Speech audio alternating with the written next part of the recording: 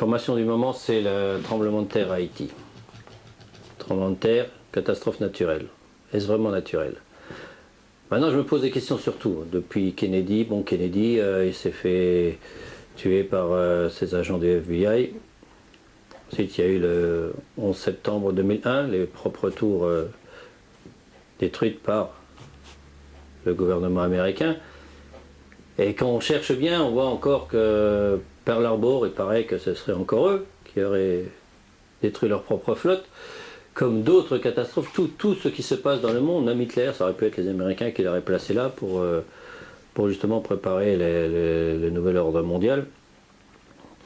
Tout ce qui se passe, en fin de compte, tout est faux. Comme le virus H1N1, tous les virus, le sida, tout ce qui a été... Tous ces virus ne sont pas apparus tout seuls, ils ont été créés en laboratoire. En fin de compte, la Terre est bien faite, parce qu'elle ne produit pas de virus dangereux. Tous les virus dangereux sont faits par les Américains. Donc, y a-t-il quelque chose maintenant de naturel sur cette planète? Maintenant, je ne me pose plus la question. Non, c'est d'office, c'est les Américains.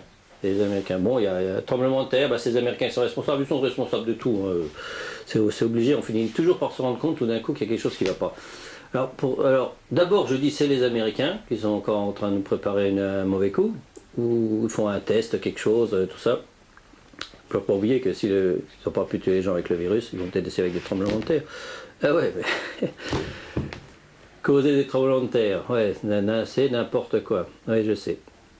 Alors, comment savoir, trouver quelque chose qui a un rapport avec ça? J'ai cherché sur Internet. Il faut chercher où? Moi, je cherche, quand je veux savoir un renseignement, je ne cherche pas du côté là où il y a des renseignements, je cherche là où il n'y a plus de renseignements. C'est simple. Si quelqu'un dit quelque chose sur Internet, s'il disparaît, c'est qu'il y a quelque chose. Pourquoi il disparaît? Alors, j'ai cherché et je suis tombé sur un film qui a disparu de Dailymotion.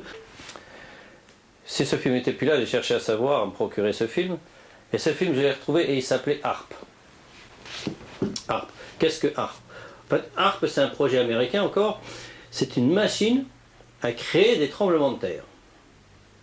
Tiens, bizarre comme coïncidence, non? On peut encore dire que je suis fou, qu'il faut que j'arrête de fumer. Et pourtant non, c'est scientifique, ils ont créé des machines à créer des tremblements de terre. Soi-disant que... en cherchant, si vous allez sur mon site, vous verrez bien, je commence à faire une rubrique là-dessus. Ce sont des machines qui sont destinées à faire des tremblements de terre qui seraient destinés normalement à bloquer des gros tremblements de terre. Mais évidemment, ça c'est ce qui était prévu au début. Et maintenant c'est devenu une arme de guerre. Donc maintenant ils sont capables de créer des tremblements de terre n'importe où dans le monde. Ils sont capables de créer des cyclones n'importe où dans le monde, des tsunamis n'importe où dans le monde.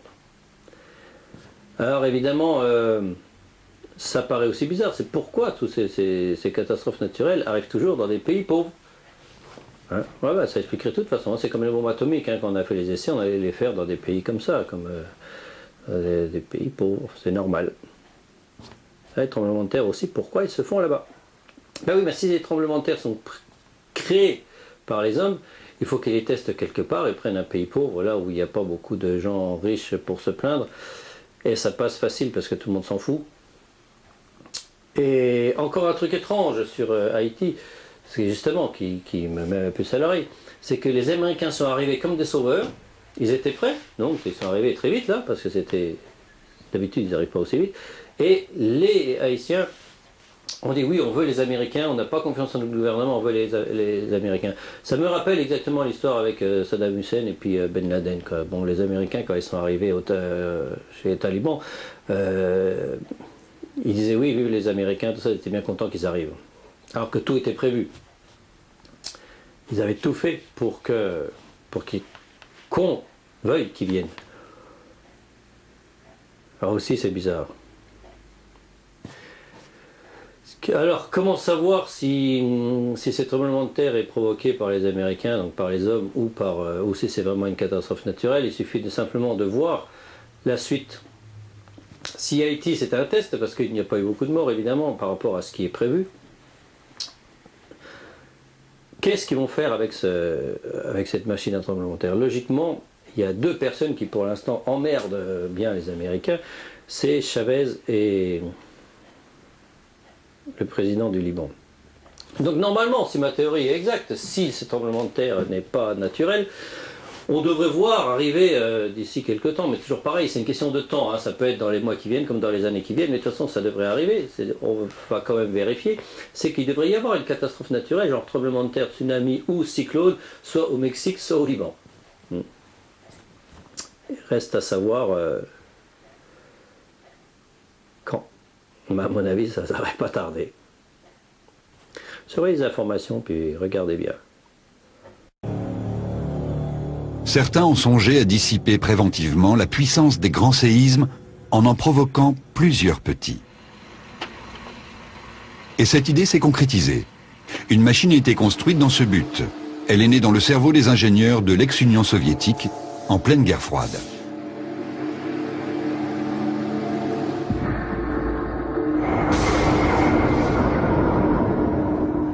Conçue pour fournir une nouvelle source d'énergie, la machine à tremblement de terre avait la puissance d'un petit réacteur nucléaire. Les sismologues voulurent s'en servir pour mesurer l'épaisseur de la croûte terrestre. Le principe de cette expérience était le suivant.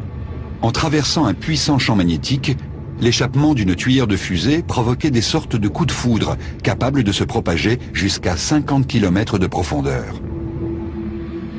Ce qui se produisit alors les étonna beaucoup. La Terre répliqua par des micro-séismes.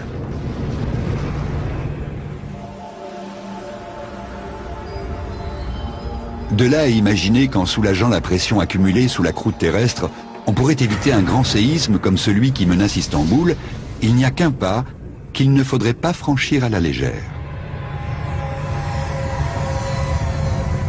Car si une telle machine était positionnée sur une faille tectonique, nul ne sait ce qui pourrait advenir.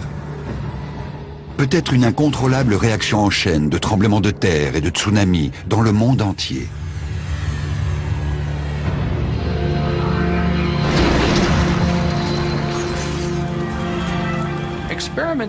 Il est très difficile d'expérimenter sur mère nature, et nous devons être très prudents. On pourrait en fait déclencher un séisme plus important que celui que nous tenterions d'éviter. Des militaires américains ont acheté la machine à tremblement de terre à l'issue de la guerre froide. Où est-elle aujourd'hui? Nul ne le sait.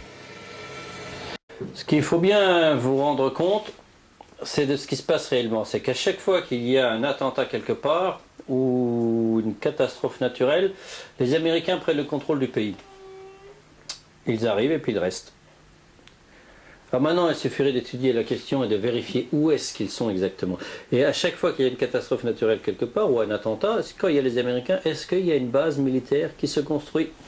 Est-ce qu'il y a des missiles qui s'installent? Est-ce qu'ils ne sont pas en train de se mettre dans des points stratégiques pour pouvoir préparer la Troisième Guerre mondiale et être les plus forts au moment où elle va commencer? Bon, comme je vous l'ai dit, elle a déjà commencé, mais les bactériologiques, mais des fois qu'il faudrait attaquer, des fois qu'on ne se laisse pas avoir par les virus et qu'on n'arrive pas à mourir du virus, il faudra bien qu'ils se mettent à nous attaquer au nucléaire, avec des missiles. Donc, s'ils arrivent à avoir des points stratégiques sur toute la planète où ils peuvent bazarder leurs missiles sur qui ils veulent, où ils veulent, parce qu'ils peuvent tout faire, eh bien, qui pourra espérer être plus fort? On fait le désarmement, on désarme tout le monde, sauf les Américains, évidemment. Les Américains vont défendre tous les pays qui sont envahis pour prendre la place des envahisseurs et installer des bases militaires un peu partout, dans des coins bien précis. Cherchez où sont basées leurs bases et regardez ce qu'ils font et faites un calcul. Si vous étiez un militaire, qu'est-ce que vous feriez? Et vous verrez que tout ce qui se passe en ce moment, c'est bien militaire. Ce sont toutes des stratégies. Chaque attentat, chaque catastrophe naturelle, tout ce qui se passe dans le monde amène un point stratégique aux Américains pour installer une base. Ils sont prêts pour se battre à n'importe quel moment contre n'importe qui.